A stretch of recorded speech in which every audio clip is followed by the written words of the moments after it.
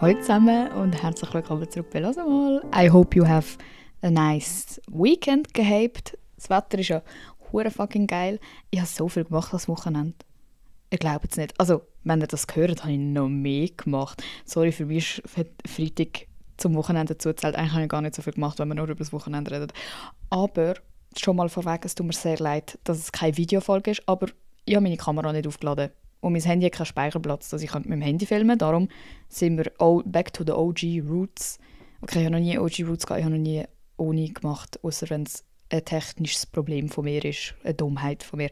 Aber ja, verzeiht mir, ich weiss, ihr hasst es und ich check es immer noch nicht. Aber das ist ja gut. Ist gut, wenn ihr euch meine Videofolgen schätzt. Auf jeden Fall. Heute machen wir eine Advice-Session, weil ich habe nichts zu erzählen. Ich habe schon etwas zu erzählen, aber ich habe letzte Woche eine Advice-Session versprochen, darum muss ich jetzt durchziehen. Und bevor ich aber anfange, sage ich euch, wir sind nominiert. Mit «Hör mal» für die Swiss Influencer Awards. Und ich bin jetzt fucking 4 Jahre in diesem Business drin. Und jeder Schwanz war schon nominiert vor mir. Und wir haben es nie nominiert. Wir haben es einfach immer schön überschaut. Ich bin denen egal. Jetzt dieses Jahr bin ich in 2 Kategorien nominiert. Maybe they try to make it good again. Thank you. Also wenn ihr Lust habt, klickt auf den Link in der Bio, in der Beschreibung und votet für mich und in der Kategorie Lifestyle und in der Kategorie Podcast. Es ist ein bisschen kompliziert, die Website, weil es ist irgendwie ein bisschen scheisse gemacht und zum Teil funktioniert es nicht und so, aber du musst einfach deine E-Mail eingeben und nachher auf das +1 drücken. Also abscrollen und dann kommt Wemse oder «Hör mal» mit so einem Schwarz-Weiß-Foto von mir und dann sollte man eigentlich voten können. Und man kann auch mit verschiedenen E-Mails voten. Unendlich viel, wenn man im privaten Surf-Modus ist, aber wem sage ich das? Ihr seid ja schlau, hä? Aber wir wollen ja nicht cheaten. Aber auch wenn du 6 E-Mails hast, dann bist du klar im Vorteil und ich wahrscheinlich auch. Danke, ich küsse eure Stirne, wenn ihr das macht. Also wenn ihr einfach votet, ihr müsst nicht 6-mal voten. Und man kann auch jeden Tag nochmal voten. Einfach, weil wir haben ja schon mal etwas zusammen gewonnen wegen dem Voting. Wir sind gut in dem. Ich finde, wir sollten daran festhalten. Und wenn ihr euch fragt, was der Award bringt, gar nichts. Also doch, sie schreiben auf der Website natürlich Ruhm, Fame und Respekt oder so etwas. Aber eigentlich ist es einfach nur ein grosser Schwanzvergleich in der Szene. Und ich will jetzt auch mal einen langen Schwanz haben in dieser Szene. Also würde ich auch gerne gewinnen. Ich mache mit bei diesem Schwanzvergleich. Ist in Ordnung. Ja, das war alles. Ich würde sagen, wir kommen schon zu meinen wunderschönen Tag. Oh, ich hoffe, man hört die Coco nicht schnarchen. Daneben, sie ist einfach mega am Schnarchen. Aber wir kommen zu meinen wunderschönen Formaten. Die «Hör mal» Formaten. Nämlich fangen wir an. Oh nein, mein Handy vibriert, sorry. Mit Gossip der Woche.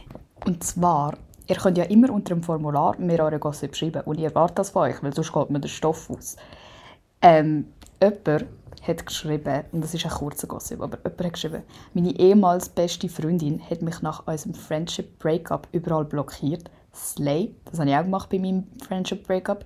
Dann schreibt mir plötzlich eine Kollegin und schickt mir Insta-Stories, wo die Ex-BFF postet hat. Sie hat Bilder von mir und derige, die ich gemacht habe, postet und mich mit allerlei Wörtern beleidigt auf Insta. Ich möchte hinzufügen, dass sie zu dem Zeitpunkt 19 war.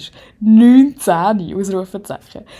Digga, das ist ja wie aus einer Serie. Das finde ich hure schlimm und peinlich. Alter. Weißt du, wenn du das mit 12 machst, okay, du bist 12 und ein Kind, aber wenn man das mit 19 macht, öffentlich auf Insta, also man checkt ja mit 19, dass das im Internet ist und dass das alle sehen, wo man kennt und so, das finde ich mega schlimm. So, sie soll mit dir reden, wenn sie ein Problem hat. Und sonst soll sie es im Maul haben. Oh mein Gott, das ist so schlimm. Vor allem, wenn du es halt selber nicht gesehen hast, weil sie dich blockiert hat und so. Aber ich sehe es positiv. Die ist einfach obsessed mit dir und ich kann nicht aufhören, über dich nachdenken. Wieso würde sie sonst nach einem Friendship-Breakup, wo so wie alles geklärt ist, man sagt einfach, okay, fick dich, wir hassen einander. Wieso würdest du noch so... Oh mein Gott, das ist mega peinlich. Das macht mich hässlich, weil das erinnert mich einfach an meine Sau, die ich eigentlich immer davon erzähle. Genau, das war der Gossip von der Woche. Vielleicht erzähle ich auch mal Gossip von mir, aber irgendwie finde ich eure im Moment ein bisschen spannender als meine. Gut, dann kommen wir zum Kommentar von der Woche. Oder DM von der Woche. Und ich habe actually 2. Ich habe eine DM. Eine, der Thomas Del Freo. Er schreibt nämlich mit seinem ganzen Namen. Und er ist FC Basel-Fan, wenn es jemand juckt. «Hey Süße, von was bist du süchtig?» Wahrscheinlich, weil ich irgendetwas über eine Obsession postet habe. Ich weiß gar nicht, was ich da postet habe. Das war vor einem Jahr. Und jetzt hat er geschrieben, weil ich eine Story postet habe, so, oh mein Gott, haha, ich habe heute vergessen, meine Haare zu strählen. What the fuck? Dann schreibt er, auch ohne gestrählte Haare siehst du gut aus. ... Kannst sofort vorbeikommen. Nimm dich sofort auf. Kussmeili, Kussmeili. Bei mir daheim. Und wenn ich euch das fucking Profilbild von dem zeigen könnte, Leute, das ist so ein 40-jähriger, hässlicher, grusiger, schwitziger, elendiger Mann, der so von unten ein Selfie macht. Weißt du, so, ihr wisst ganz genau, was ich meine. Und ich poste halt so Scheiße immer in meine Close Friend Story. Und dann sehen das so, zum Beispiel der Flavio und so. Und die Typen, die da drin sind immer so verstört, sind so, oh mein Gott, das tut mir mega leid, dass du so Nachrichten bekommen musst. Und das ist ja richtig krass und so, das ist ja gar nichts im Vergleich zu was ich so erlebe und so. Und ich bin so, ja, Alter, ja. Und genau das braucht es eben, dass man das mal fucking veröffentlicht und mal so ein bisschen zeigt. Also ich würde das auch gerne in meine normale Story posten, aber das ist halt, ich weiss halt nicht ganz, ob man mich für das kann, ob das so nicht ganz legal ist, wenn ich dem seinen Namen oder Fotos so würde zeigen, wahrscheinlich nicht, weil er hat mir ja privat geschrieben, dafür wahrscheinlich nicht. Aber ich habe das Gefühl, Leute, also Männer, die halt so tun, so, ja, Frauen, jetzt tun nicht so, die checken gar nicht, wie schlimm es ist. Dann müsstest du wirklich alles mal aufnehmen, wie oft du auf der Straße angeschaut wirst, was angeschnarrt wirst, was dir geschrieben wird, wie die Leute am Arbeitsort mit einem umgehen und so. Und das so zusammenschneiden und dann einfach so im Kinosaal zeigen. Und dann wären sie alle so, oh nein, das ist ja mega schlimm. Oh, ja, das habe ich jetzt also noch nie erlebt. Und wir sind so, ja, das ist ein Tag in meinem Leben, Alter. So. Und mein Kommentar von der Woche ist auch komisch, aber ich finde ihn lustig. Ich habe einfach so ein Lip-Sync-Video gepostet und dann irgendjemand so I want to have eye surgery and have your face etched on my eyelid, so every time I blink, I see your face. Das ist genauso creepy, aber es ist halt so low-key lustig, weil es so übertrieben ist. Oh nein, der Kommentar unter dran sehe ich auch gerade. Hello, everything about you is beautiful. You have a beauty, a smile, beautiful eyes, a voice, beautiful hair and a perfect body. Rosa Emoji. Thank you. I have a voice. I'm gonna use it to fuck you up. Ja, das ist meine DM und mein Kommentar von der Woche. Vielleicht ein bisschen ein Downer, weil es so scheiße fucking cringe grusig ist, aber es sind auch lustige DMs amix. Oh mein Gott, und es gibt jemanden, also aus der Community, der immer wieder Memes macht. Und dann poste ich die immer in meine Stories und ich finde das so lustig, wenn Leute Memes machen. Und jemand hat einfach ein Meme gemacht auf so einer Shitpost-Meme-Page, wo so, weißt du, so über das Leid ist und es kommt immer mehr abgefucktes Zeug. Und dann ist einfach ein Foto von mir und dann so, I'm gonna tell my kids this was Taylor Swift. Und ich kann nicht raus, ich check nicht, ob das gemeint ist oder ob das gemeint ist, als wäre ich irgendein Icon. Aber ich glaube, es ist eigentlich ein Front, weil wieso würde das auf einer Meme-Page so sein? Und ich bin nicht mehr die gleiche, seit ich das gesehen habe, weil ich schäme mich jetzt irgendwie. Mein Highlight von der Woche ist, dass wir einen Pooltag gemacht haben, gestern, bei meiner Kollegin daheim, die einen Pool hat. Perks of knowing Leute, die so Basel-Umgebung wohnen, weil ich das Gefühl, die haben alle mehr Geld als ich. Also nicht zum sagen, dass sie reich ist und ich wegen dem mit ihr befreundet bin. Aber so, sie hat einen Pool daheim, wisst ihr, was ich meine? Und zwar also so einen richtigen Pool, wie im Hotel, nicht so einen aufblasbaren Pool.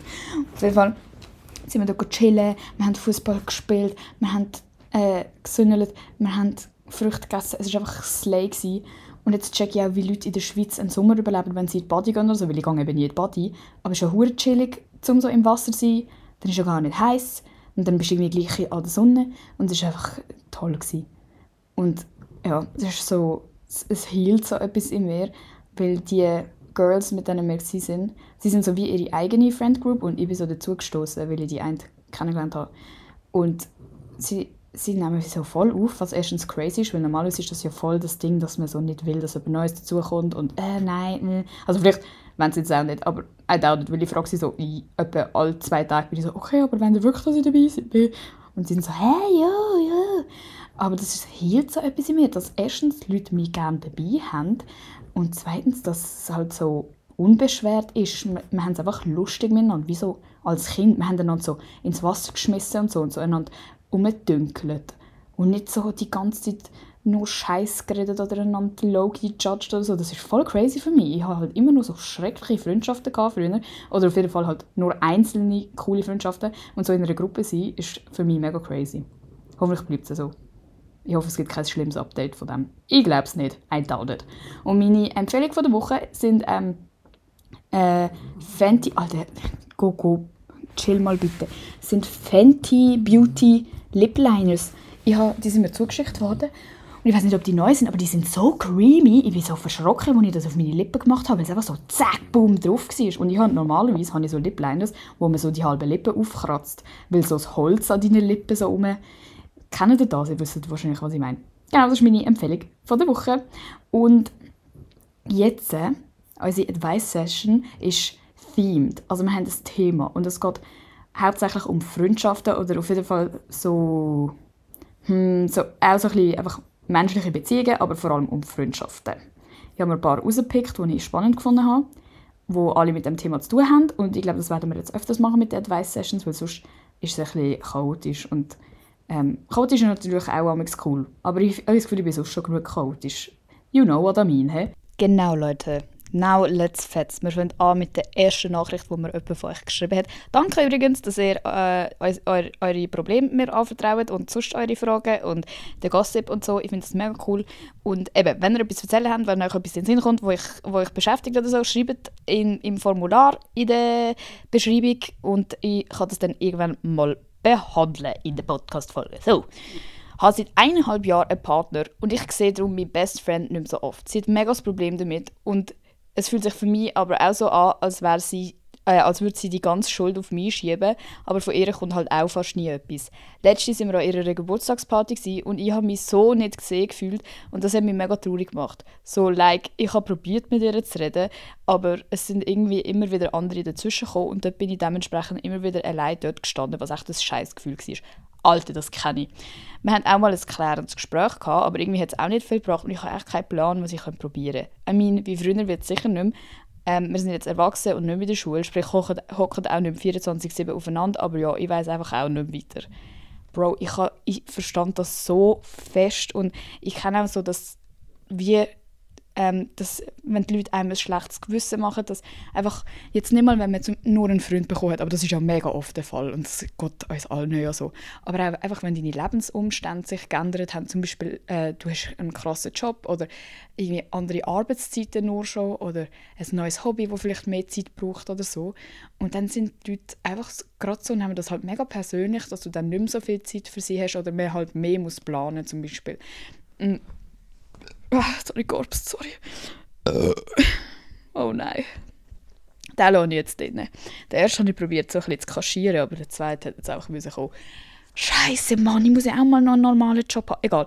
Auf jeden Fall finde ich es so schlimm, wenn man dann so, eben, wenn jemand probiert, einem dann ein schlechtes Gewissen zu machen, so wie so die toxischen älteren Teile, wo wahrscheinlich viele von uns haben, wo so sind so, ja, Leute, tu doch mir mal an, ja, tu dich doch mal, immer ich muss mich melden. Ich bin so, Digga, du bist mein älterer Teil, chill mal. Das habe ich, glaube ich, selber noch nicht so fest erlebt. Mir wird nicht mal das gesagt, aber ich kenne viele Leute, die so sind, so, ja, mein Vater sagt immer, ich soll ihm doch mal anrufen und mich melden und schauen, wenn wir uns das nächste Mal sehen. Und ich bin so, Digga, das ist dein Vater. Der soll schauen, dass der dich gesehen kann, wenn er sonst schon nichts für dich gemacht hat. So, das regt mich auf. Und genau gleich in einer Freundschaft regt mich das einfach so auf, wenn man alle Schuld auf jemanden schiebt. Und eben, wie du gesagt hast, ihr habt ja sogar schon mal ein Gespräch gehabt. Das heisst, also ich weiß auch nicht, wer das initiiert hat, aber das heisst, ihr habt es ja auch probiert, um irgendwie darüber zu reden, was ja mega cool ist, weil die meisten machen nicht mal das, sondern sind dann einfach hässig und dann ist man nicht mehr befreundet. Und das ist ja mega schade. Aber ich finde es halt auch immer so verletzend, wenn man so ein Gespräch geführt hat und sich Mühe gegeben hat und so und sich dann gleich nichts verändert. Digga, ist dir scheißegal. Ich habe das Gefühl, gewisse Leute wollen einfach nur rummotzen und wenn man sich dann Mühe gibt oder so fragt, so, hey, wie wäre es denn für dich besser oder was könnte ich dann machen, dass es dir besser geht, weil sie ist ja anscheinend die pisst ist, dass du einen Freund hast, Digga. Aber man kann das ja easy lösen. Hä? Also, du bist 1,5 Jahre mit deinem Freund zusammen. Das heisst, ihr seid ja auch wahrscheinlich nicht mehr 24/7 aufeinander. Das ist ja mehr am Anfang so. 1,5 Jahre sind ihr zusammen. du hast doch sicher Zeit, um mit ihr zu planen, aber wahrscheinlich schießt sie an, dass sie halt nicht 24/7 so kochen kann, also ja, gehen wir jetzt raus, gehen wir jetzt raus. Aber das kann man eh nicht, wenn man nicht mehr in der Schule ist. Und eben, die Freundschaften verändern sich ja eh mega krass, wenn man zusammen in der Klasse war und nachher halt das wahre Leben anfängt. Also ich kenne das auch und das ist am Anfang für mich auch, oder für uns alle, die aus der Schulzeit befreundet waren, oder vom Gymi, rede ich jetzt vor allem, wenn man nicht mehr in der Klasse zusammen ist und weiss, so, wir sehen uns jetzt nicht mehr gezwungenermassen, sondern wir müssen halt einfach abmachen. Und so viele Freundschaften sind halt kaputt gegangen durch das. Und das Gefühl ist scheiße, darum so. Man sollte sich einfach Mühe geben, um sich zu treffen. Und dann, keine Ahnung, Alter, dann findest du halt irgendein Datum, auch wenn es erst in 2 Monaten ist. Und dann ist einfach wichtig, dass beide auch nicht canceln, weil das schießt dann auch an, wenn du so vor 2 Monaten etwas geplant hast und dann kommt so 2 Tage, bevor du actually diesen Termin miteinander hast, sagen, oh nein, ich kann trotzdem nicht. Ja gut, dann sehen wir uns halt in 4 Monaten. So, das regt mich dann halt auf. Und keine Ahnung, das ist so mein einziger Lösungsvorschlag für dich, ist, dass du halt wirklich irgendwie halt auch mal Initiative ergreifst, weil es tönt auch ein bisschen, als wäre sie halt so verletzt, was ich halt auch nicht check, weil wieso juckt es jemand, ob du viel Zeit mit deinem Freund verbringst, sie würde das auch machen, wenn sie einen Freund hat, aber wenn es tönt, als wäre sie so verletzt, dass sie wie so dir die kalte Schulter zeigt und so, haha, ich kann auch ohne dich. Du bist ja eh immer mit deinem Freund, dann gehe ich jetzt halt an meiner Party mit allen anderen reden als mit dir. Was halt mega scheiße ist, aber wenn man verletzt ist, macht man halt amigs dumme Sachen. Und das zeigt ja aber gleich, dass du ihr wichtig bist, weil sonst würde sie ja nicht mal so Scheiß machen, sonst würde sie dich behandeln wie alle anderen an dieser Party. Und so das Gefühl von so stehen gelassen werden und du hast so niemanden zum Reden und du willst eigentlich mit dieser Person reden und es juckt sie einfach nicht. Das ist so scheiße. Und ich würde dir das auch sagen. So, hey, aber nicht so scheiße, sondern probiere irgendwie so, ja, es hat mich mega gefreut, dich zu sehen an der Party und so. Aber ich hätte irgendwie mega gerne mehr mit dir geredet und ich habe das Gefühl, wir sind so ein bisschen aneinander vorbeigesäckelt die ganze Zeit und sind so nie zum Reden gekommen. Hättest du irgendwann Zeit, wenn wir irgendwie planen, dass wir uns mal richtig sehen und so richtig reden können und so. Und dann soll sie fucking einen Terminvorschlag bringen und sagen, dann und dann habe ich Zeit und zwar nicht nur 2 Minuten und auch nicht mit anderen Leuten, die kommen nerven. Und dann, ja, gehen wir dort reden und redest halt nochmal mit ihr darüber. So, hey, Bro, was ist passiert? Wieso sind wir so? Und ich gebe mir ja Mühe und was brauchst du von mir, dass es dich nicht abfuckt? Und das Leben ist halt jetzt anders, aber wir müssen ja immer noch eine tolle Zeit miteinander haben. So ein bisschen so. Aber ja, das Thema ist halt wirklich so schwierig. Aber ja, auch, Leute, als Friends müssen wir halt selber auch akzeptieren, dass unsere Friends ein anderes Leben haben außerhalb von uns. Und dass die Leute auch nicht immer zum Beispiel sofort zurückschreiben können oder abnehmen können. Und dein Gossip ist nicht immer der wichtigste. Oder dein Problem kann auch nicht immer an erster Priorität stehen bei jemand anderem. Ich habe so viele Leute in meinem Leben, die ich wirklich fest gerne habe, aber wo halt auch seit langer Zeit die Dynamik halt so besteht. Und Menschen, die ich ganz neu kennenlerne, machen das nicht so fest bei mir. Aber, jetzt bellt Hilda, die dumme Sau. Aber so, dass man einfach kommt und nicht fragt zuerst so, hey, kann ich dir das erzählen, hast du gerade Zeit? Sondern einfach, blub, so ein Abfall. So, da ist mein Problem und mein Leben ist scheiße und alles ist scheiße, eine halbe Stunde ranten. Und ich bin so dort so, okay, also, wie kann ich dir jetzt helfen? Und eigentlich habe ich selber 1000 Probleme und habe vielleicht gar keinen Bock gehabt, um das zu hören und mich jetzt noch mit dem zu befassen. Aber die Leute lassen mir gar keine Wahl. Und das ist so nervig, Alter. Und wir müssen einfach als Friends auch besser werden. Weil ich glaube, wir alle machen das amigs. Ich bin auch amigs so, schicke so 7-minütige Sprachaufnahmen wegen irgendeinem Scheiß, der mich gerade aufgeregt hat. Und bin nachher so, Alter, jetzt muss die Person sich das auch anhören. Das schießt sie doch fix an. Und es schießt auch nicht alle immer an, aber einfach so ein bisschen Rücksicht nehmen, dass alle halt auch ihr eigenes Leben haben und wir alle jung sind und so viel auf unseren Teller haben und alle keinen Plan haben und so ein bisschen offen sein dafür, dass wir machen halt alle Fehler. Und auch das mit eben so einander dann so ein bisschen anbitschen und so ein bisschen ja, ich brauche dich halt nicht, jetzt gehe ich mit allen anderen reden, du musst selber schauen, was du machst. Dass man dann nicht von 0 auf 100 auch sagt, ja, mit so jemandem will ich nicht befreundet sein, sondern so, Digga, wir haben das, glaube ich, alle schon mal gemacht. Und das ist halt scheiße. Und man muss darüber reden und die andere Person sollte sich entschuldigen und so, oder so erklären, wieso sie das gemacht hat. Aber ja, achtet euch einfach darauf, mit wem wir wirklich gerne befreundet sind. Weil eben, wenn die Person die eh nicht juckt oder eh nur nervt, logisch, dann kannst du auch sagen, sorry, Alter, halt mal deine Fresse. Aber wenn es jemand ist, der dir wichtig ist, dann nicht so aus dem Affekt raus so, ja, dann sind wir halt nicht befreundet. Sondern wirklich probieren, das so zum Funktionieren zu bringen, wie in einer Beziehung. Dort machst auch nicht von 0 auf 100 einfach Schluss. Also du bist ein verdammtes Arschloch. Okay, ich hoffe, das hat dir weitergeholfen. Nächste Person sagt, mein Crush ist mit einer von meinen ehemaligen besten Kolleginnen zusammen gewesen. Jetzt habe ich das Gefühl, er hat einen Crush auf mich. Bin ich dann eine schlechte Person, wenn ich mit ihm zusammen bin, gegenüber ihr? Also, so wie ich das lese, ist sie deine ehemalige beste Kollegin. Das ist nicht mal, also ich check nicht, Leute, ihr müsst ein bisschen ausführen. Und vor allem sagen mir, wie alt ihr seid und was euer Geschlecht ist. Das hilft mir auch. Oder wer alle Beteiligten, wie alt alle sind und wer die alle sind.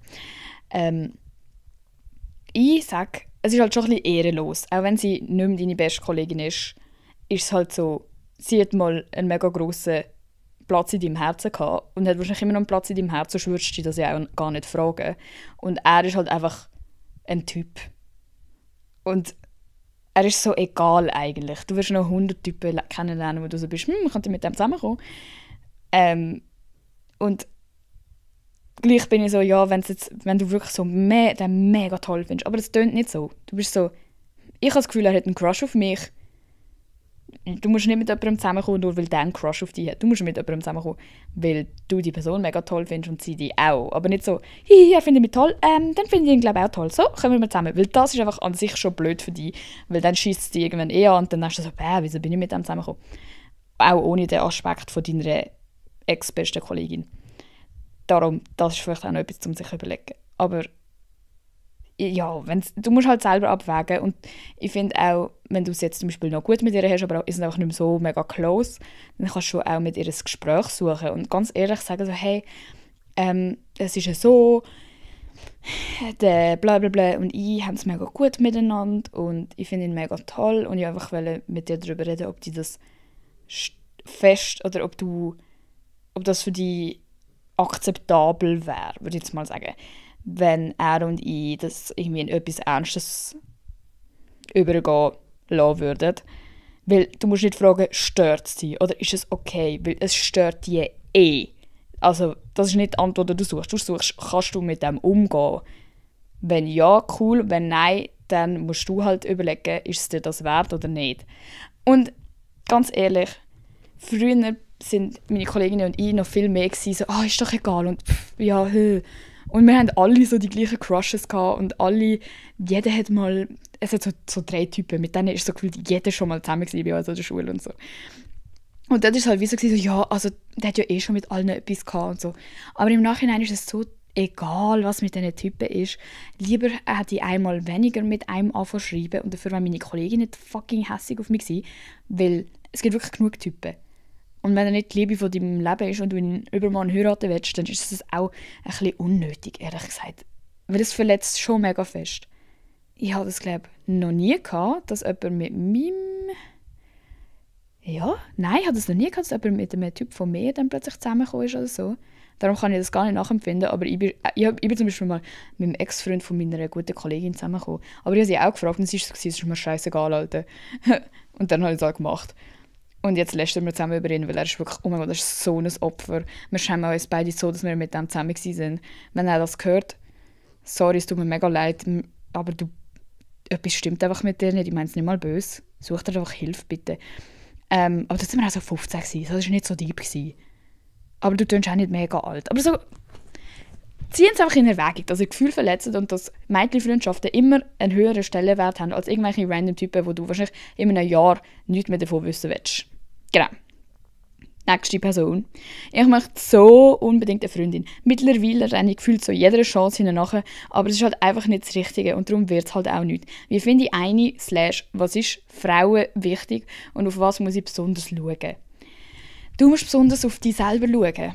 Du musst schauen, dass du dein eigenes Leben hast, dass du gute Sachen für dich selber machst, dass du gepflegt aussiehst, könnte ich jetzt vielleicht behaupten, wenn es noch ums Äußerliche geht, dass du lieb bist, dass du überlegst, wie kommuniziere ich gut, wie wirke ich sympathisch, wie habe ich einfach eben so, du musst dein Selbstbewusstsein aufbauen und das machst du eben mit dein eigenes Leben haben, dein Hobby haben, Sachen machen, wo du stolz drauf bist und dann, glaub mir, dann wird das von allein kommen. Aber wenn du so dem hinterher säckelst und einfach jede probierst zu bekommen, die so dir in die Quere kommt, das ist so ein Ick. Und das schmeckt mir auch von 100 Metern entfernt, weil wir reden ja miteinander alle. Wir kennen jeden Typ, den jeder schon mal geschrieben hat oder jeder das Gleiche sagt oder schon mal bei jeder angetanzt ist. Das wissen wir alle, auch wenn du das Gefühl hast, wir wissen das nicht. Das wissen Girls einfach. Und auch wenn wir es nicht wissen, schon mal von jemandem gehört haben, dann merkt man das einfach. Weil so das Desperate sein, das schmeckst so und das ist so grusig. Also nicht zum sagen, dass du grusig bist, aber das Gefühl ist einfach nicht schön. Weil man fühlt sich dann so unter Druck gesetzt und so, als wäre man so etwas mega Einfaches zum Bekommen. Weil wenn du so bist, oh mein Gott, ich will jetzt unbedingt mit dir zusammen sein und dann gibt uns das Gefühl, dass du auch denkst, dass wir sofort mit dir zusammenkommen würden und einfach so, ja, oh mein Gott, ja, stimmt, wir müssen jetzt zusammen sein. Nur weil du ums Verrecken keine Freundin willst. Chill mal. Du kannst den Rest von deinem Leben Freundinnen haben. Es ist gar nicht so. Du verpasst nichts. Du verpasst es vielleicht, wenn du das ganze Leben nie hast, aber du hast noch so viel Zeit und das Richtige kommt dann schon. Und wie du auch sagst, wenn du so einfach irgendwie bei allen probierst, kommt es eh nie gut raus. Darum konzentriere dich mal auf dich selber. Und meistens ist es genau dann, wenn man so sagt, oh, ich suche jetzt gerade nichts. Dann plötzlich lernst du so jemanden kennen und bist so, oh mein Gott, jetzt habe ich gleich eine Freundin. Und so. Das ist meine kurz gefasste Antwort auf das. Bitte auch an alle Girls, wo mir es schreiben, mehr auf das mag ich gar nicht mehr antworten. Die meisten Nachrichten, die ihr mir schickt bei diesem fucking Advice-Scheiß, ist, er schreibt mir nicht mehr zurück. Was soll ich machen? Er hat meinen Snap geöffnet und nachher hat er einfach nichts mehr gesagt. Was soll ich jetzt machen, um ihn zurückzubekommen? Gar nichts, Alter. Ihr verpisst euch. Was ist mit euch? Hallo? Ihr rennt niemandem hinterher, der euch so klar ins Gesicht sagt, ich wette nicht oder du bist für mich ein Spielzeug oder du bist nicht gut genug für dass ich dir antworten kann. Leute, es gibt so viele andere. Ihr müsst nicht allen hinterher rennen. Und das ist auch, eben, das checken die auch. Die wollen nicht die 5-mal am Tag das anspielt, snappt und sagt, oh mein Gott, hallo, wieso antwortest du nicht, antwortest du nicht. Nicht zum so Slut-Shaming betreiben, das mit dem Anspielen ist halt einfach zum verbildlichen, wie krass man probiert, Aufmerksamkeit zu bekommen. Sondern die wollen auch die vielleicht mal nicht antworten, weil sie irgendwie etwas am Machen sind, wo erfolgreich sind in irgendetwas, wo auf sich selber konzentriert sind, weil das ist einfach toll. Das findet ihr ja auch toll an anderen Leuten. Ihr wollt ja genau die so sind. Dann sind doch auch selber so wie das, was ihr bei anderen Leuten wollt. Die nächste Person sagt, ein paar Frauen, die ich auch kenne, ich habe das Gefühl, im Fall, vielleicht habe ich das schon mal in einer Advice-Session erzählt, weil es kommt mir so bekannt vor, aber dann weiss ich nicht, ob es einfach ist, weil ich auch schon mal so eine Situation hatte. Ich erzähle es jetzt einfach trotzdem nochmal. Sorry, falls ich es schon mal behandelt habe. Ein paar Frauen, die ich auch kenne, flirten mir immer mit meinem Freund, was im Großen und Ganzen kein Ding ist, weil ich meinem Freund vertraue. Aber es nervt mich einfach menschlich. Dann gibt es noch ein paar, die es ganz witzig finden, Fake-Accounts zu machen und mir mit dem zu schreiben, dass sie etwas mit meinem Freund haben oder sonst so Zeug. Ich weiss, dass mein Freund mir zu 100% treu ist, weil wir seit 3,5 Jahren zusammen wohnen und quasi alles zusammen machen. In Klammern. Wie gesagt, weiss der alle... Oh, weiss auch nicht. Wie gesagt, weiss der alle gar nicht, wie mit dem umgehen, weil ich denen eigentlich keine Aufmerksamkeit schenken will, aber trotzdem will ich denen zeigen, wie scheiße sie sind. Leute, ich hatte auch so eine Situation gehabt. Und ich finde es auch so schwierig. Und dann habe ich mit meiner Mutter darüber geredet, weil sie ist voll so ein, für mich war sie so ein It-Girl, als sie jung war. So, alle sind, glaube ich, auf sie gestanden und sie war so, Digga, was wollt ihr von mir und so. Und sie erzählt mir immer, dass das halt früher mega so war, so, ja, entweder du hast halt jemanden wollen und dann bist du mit dem zusammengekommen oder du hast halt nicht wollen und dann hast du gesagt, nein. Und nicht so, dass wir heute machen mit dem so hin und her und oh nein, aber oh vielleicht. Sondern einfach so mega straightforward. Und sie hat gesagt, sie hat das früher halt so, dass sie halt das auch sorry. Dass sie das auch gehabt hat. Ist das ein Gorbs ASMR-Folge? Dass sie das auch gehabt hat, zum 3. Mal. Und dass sie einfach so ist, sie macht gar nichts. Die sollen das machen und dann tanzt sie dort mit ihrem Freund an. Wenn man die, wenn man die irgendwo sieht, zum Beispiel irgendeine Party oder keine Ahnung, im Ausgang, ich weiss nicht, wo die Situationen stattfinden. Und dann sollte die einem einfach nicht jucken und dann nimmst du deinen Freund, packst ihn an der Hand, bist die ganze Zeit mit ihm, kannst auch mal weggehen, kannst ihn allein lassen, weil du vertraust ihm ja, das juckt dich gar nicht, was die machen, die haben eh keine Chance. Dann küsst du ihn noch schön und dann gehen wir auch wieder zusammen heim, weil es ist ja deine. es ist ja deine. Hä? So hat sie mir das erklärt. Und ich war so, sorry, nein, das kann ich nicht. Das kann ich einfach nicht, weil mich stresst das so fest. Und mir geht es wie dir. Ich finde, das ist so etwas, klar, find du ihn toll. Ich finde ihn ja auch toll. Es ist ja cool, wenn Leute ihn toll finden, weil er ist ja toll. Und er ist ein Hübscher. Oder keine Ahnung, was man sich denkt. So. Ich weiss nicht, wieso die deinen Freund anmachen. Aber bei mir denke ich mir so, ja, Alter, ich würde ihn ja auch toll finden, wenn ich den irgendwo sehen würde. Das ist ja mein scheiß Freund, Alter. Und dann bin ich logisch so, ja, okay, fair. Aber dass man das macht vor dir oder dir eben auch noch so schreibt und so keinen Respekt hat von dieser Beziehung, das fuckt mich auch so ab, weil wir alle wissen, wie es ist, eine Frau zu sein. Wir alle wissen, wie schrecklich das ist, wenn man so das Gefühl bekommt von was ist jetzt das? Und so der unnötige Stress für gar nichts. So lasst doch Leute in Beziehungen einfach in Ruhe. Die können ja schon geiern, die können schon untereinander so tun, oh mein Gott, wenn die auseinandergehen, dann, oh mein Gott, dann will ich den unbedingt und dann probiere ich es bei ihm oder so. Keine Ahnung, Alter, aber so das Probieren stören, das ist so cringe, Alter, weil wie wenig Selbstrespekt hast du, das ist ja mega peinlich. Ich würde das ja nie in 100 Jahren machen, wenn eine Freundin hat, da mich irgendwie probieren zu präsentieren und oh ja, du bist ja so ein sexy Geile. So, das ist mega cringe, Alter. Vor allem, wenn er dann nichts macht. Weißt du, wie humbling. Und ich habe das Gefühl, bei so Typen probieren sie es halt noch am meisten, weil sie wollen gerne, dass es irgendwann funktioniert, weil sonst sind sie ja die ganze Zeit jetzt abgelehnt worden und die Ablehnung macht ja weh. Wenn dein Freund nie darauf eingeht, wenn er immer das ignoriert oder einfach so darüber lacht oder keine Ahnung was, dann ist das für die ein Schlag in die Fresse. Dann machen sie weiter und weiter und weiter, weil es könnte ja noch sein und bla bla bla. Und was in meiner Erfahrung ein bisschen auch das Problem ist, dass Männer generell in Beziehungen, wenn so etwas passiert, sie sind nicht so klar im Ablehnen. Sie sagen eben vielleicht gar nichts dazu, ignorieren es einfach oder so, aber ich habe das fast noch nie erlebt, dass Leute mir erzählen, dass ihr Freund das gemacht hat oder auch einfach selber erlebt oder dass ein Typ mir das erzählt hat, dass sie so sind, Alter, jetzt, was ist mit dir nicht gut? Wieso machst du mich an? Ich habe eine verdammte Freundin, Alter. So tun die nicht. Sie ignorieren es, wenn es so das unauffällige Flirt ist, weil dann sind sie so, ja, aber es war ja nicht rechts gewesen und es war auch gar nichts gewesen und ich habe das einfach ignoriert, weil es ist komisch war. Das machen sie mega oft. Und sonst sind sie halt einfach, eben sagen sie zum Beispiel nett, einfach so, hey, ich habe eine Freundin. Aber sie sagen nicht, Bro, spinnst dir. Da sind wir viel direkter, weil wir halt auch viel öfters Typen abwimmeln. Und ich habe das Gefühl, Männer sind sich das gar nicht gewöhnt, um einer Frau zu sagen, Alter, nein, einfach stopp, du bist komisch. Weil es ist auch gar nicht so, ich habe das Gefühl, es kommt weniger komisch über, wenn eine Frau einen Typ anmacht, der in einer Beziehung ist, als umgekehrt. Bei einem Mann, der eine Frau anmachen ist es so, was ist das für eine? Und bei der Frau ist es so, aha, ja, vielleicht hat sie es auch gar nicht so gemeint oder vielleicht hat sie nicht gecheckt, dass sie eine Freundin hat, so ein bisschen das.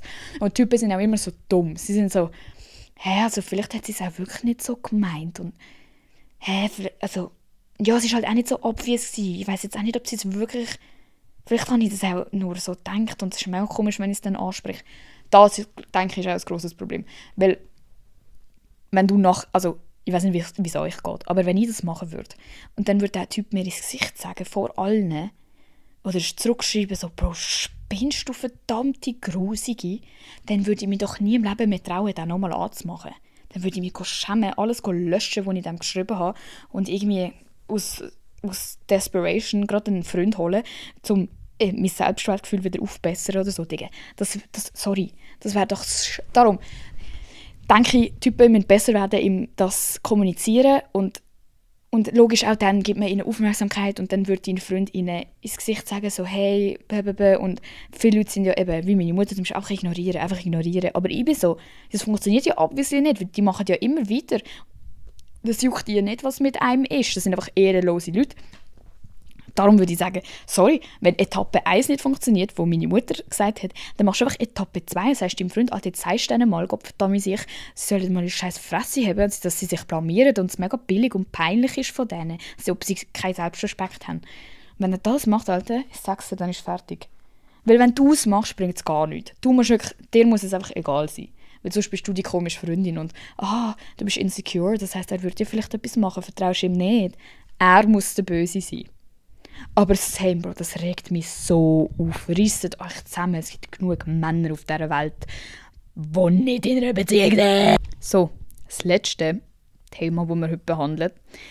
Ich bin so fett genervt von meiner Friend Group, weil sie sich einfach übel dumm und zurückgeblieben benehmen. Ich muss aber nach der Ferien wieder mit ihnen in die Schule und unsere Klasse besteht basically nur aus unserer Friend Group. Also kann ich ihnen auch nicht wirklich aus dem Weg gehen. Ganz allein dort stehen will ich ja auch nicht, aber sie machen wirklich Sachen, die einfach nicht gehen. Was soll ich machen? Ich verstand das hure. Und die meisten Leute sind ja dann wirklich einfach so, ja, aber lieber chillst allein als mit blöden Leuten und du musst das einfach durchziehen und nachher wird es dann schon besser, wenn du nicht mit dieser Klasse bist. Aber das geht halt wirklich nicht. Man muss ja Partnerarbeiten machen. Ich verstand das mega, dass man so ist, so, ja, ich kann jetzt auch nicht einfach nicht mit denen befreundet sein. Ich würde sagen, du probierst es auszuhalten, du distanzierst dich ein bisschen. Du lachst nicht mehr an ihren dummen Witz. Du gehst vielleicht auch in der Pause alleine irgendetwas machen. Oder vielleicht hat es auch wirklich eine andere Person in der Klasse, die noch so okay ist, wo du so die mit dieser Person ein bisschen abgrenzen kannst und nicht mehr 24/7 mit diesen Leuten musst zusammen sein. Weil das ist so draining und das ist so anstrengend. Und ich hatte das auch gehabt. Und dann bin ich einfach von Friend Group zu Friend Group gehüpft. Und dann ist es noch viel schrecklicher geworden, weil die dann alle so pisst waren, wenn ich nicht mit ihnen war. Also wirklich wie in so einem Highschool-Film, wo ich mir denke, so chill, wir müssen einfach alle da hocken, weil wir alle Schulpflicht haben. Hör mal dein Maul, ich will einfach nicht mit dir chillen, lass mich jetzt in Ruhe. Aber dann fangen sie halt an, auch dumm tun, wenn man sich distanziert, weil das verletzt sie ja natürlich auch. Wenn man ihnen quasi zu spüren gibt, wie dumm sie sind. Aber sorry, dann sind halt nicht so dumm. Oh, da bin ich auch ganz hässig über so blöde Leute aus der Klasse, weil ich halt wirklich in jeder Klasse so dumme Scheiß-Leute hatte, die wirklich so auf die Eier gegangen sind, also so abnormal auf die Eier gegangen. Logisch, jede Klasse ist nervig, aber so übertrieben schrecklich. Übertrieben schrecklich, darum verstand ich die mega gut. Ich würde aber trotzdem sagen, wenn es so gar nicht geht, dann chillst du for real einfach allein. Dann sagst du ihnen aber auch einfach mal ins Gesicht so, hey Leute, es hat nichts mit euch irgendwie als Personen zu tun, so macht euer Ding bitte, aber ich fühle mich nicht wohl und für mich ist es mega anstrengend. Ich werde jetzt einfach nur noch meine Schule machen und ich werde jetzt ein bisschen allein chillen. Das funktioniert übrigens auch nicht. Also auch wenn du es nett sagst, die Leute werden so pisst sein, aber mit dem musst du einfach klarkommen. Also wenn du dich distanzierst, dann mach dich auch darauf gefasst, die werden mega dumm tun. Du musst halt wie für dich selber ein bisschen wissen, ob du das aushaltest, ob was dir lieber ist und sonst musst du einfach durchbeissen. Sonst musst du es einfach mit diesen Leuten aushalten. Weil später im Leben wird es auch nicht besser. Es hat immer so viele Leute wo man einfach keinen Bock drauf hat, die so blöd sind. Und sonst sagst du ihnen halt auch, chillst mit ihnen und sagst ihnen aber, wenn sie so dummes Zeug machen, so, Alter, was ist mit euch? Habt ihr wirklich das Gefühl, das ist irgendwie lustig oder so? Aber halt so nicht auf so, du bist so dumm, sondern so mehr rational und so ein bisschen, fast ein bisschen herablassend, dass du es besser weißt. So ein bisschen. Das wird sie auch abfucken, aber es macht auch weh, weißt, zu hören, dass jemand dich nicht lustig findet, wenn du den ganzen Tag nur probierst, Leute zum Lachen zu bringen, weil du so ein geiles Sicht bist.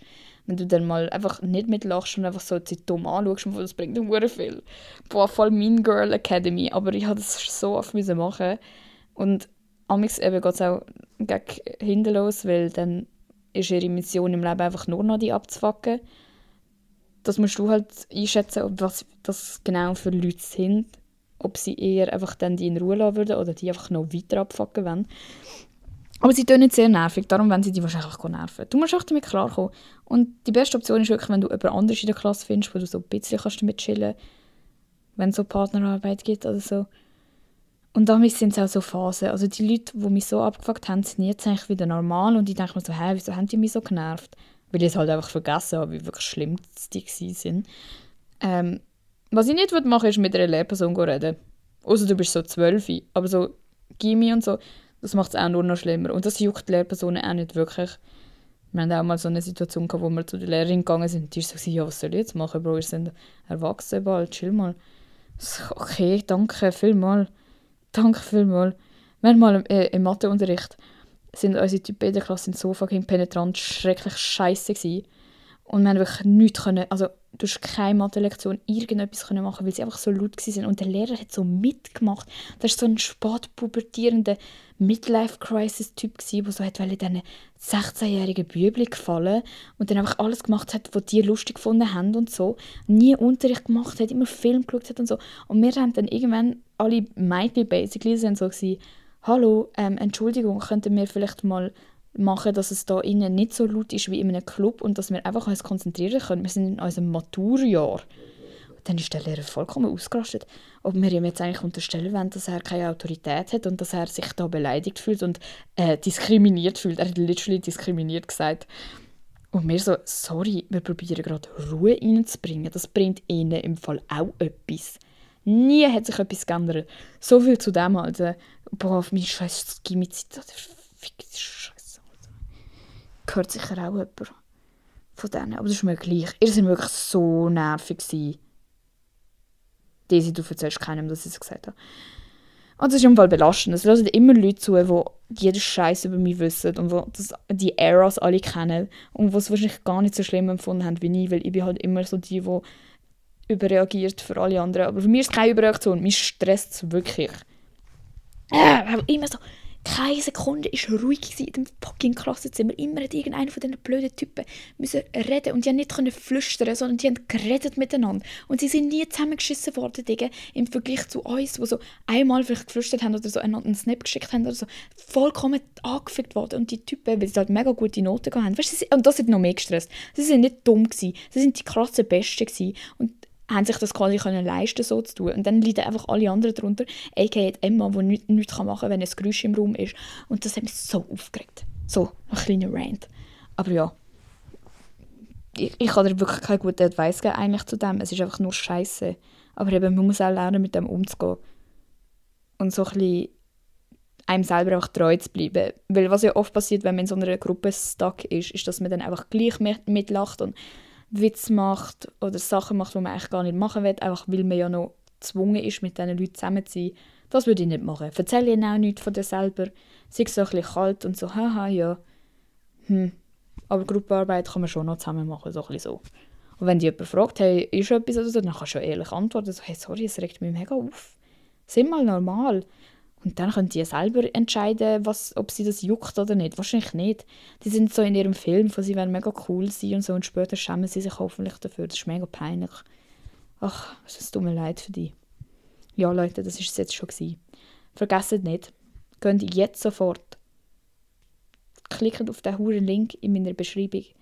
swissinfluence.ch oder so. Keine Ahnung, drückt einfach drauf. Und dann geht ihr auf Lifestyle, scrollt runter, votet. Dann geht ihr auf Podcast, scrollt runter und votet. Und dann bringen wir den heim. Nein, ist auch okay, wenn nicht. Aber es wäre schon lustig. Letztes Jahr bin ich aus Protest nicht da gegangen, weil ich nicht nominiert war. Sagt das keinem. Sagt das wirklich einfach keinem. Ja, ich hoffe, ihr habt einen schönen Sonntag, also wenn auch immer ihr das hört. Wir hören uns nächstes Mal. And follow mal on Instagram if you don't want to miss any news. Goodbye. Mwah.